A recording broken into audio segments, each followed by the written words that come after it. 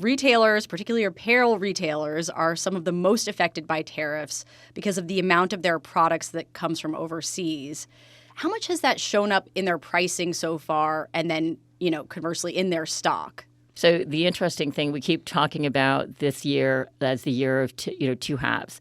The first half, we've seen no tariff impact. We've seen a lot of tariff discussion, but effectively no impact on the health of the consumer, on the prices in the landscape, and they've put up great numbers. So if you were to look at the first half of this year, the U.S. consumer is, by and large, extraordinarily healthy.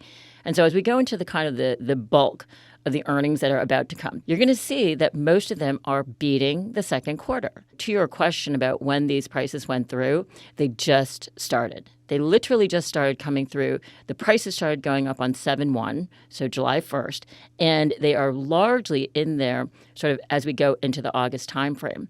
But not everybody has taken them. They're trying to do the initial phase of the April 2nd tariffs. They're trying to do them in all manner except to raise prices.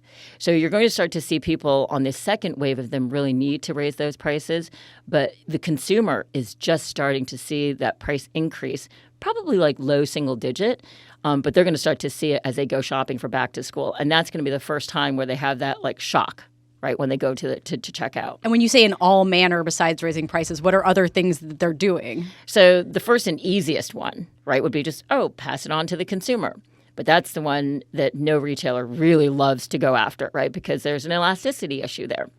And so the first thing they do is they go back to their vendors, the contract manufacturers, and everybody at every point in the supply chain, and they ask for, can you give me a little here? Can you give me a little there?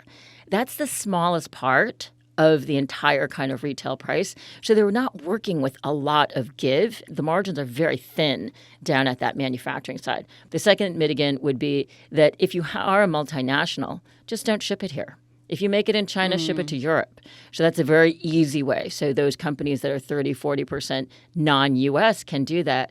But if you're 100% U.S., you absolutely can't do that. You don't have that option.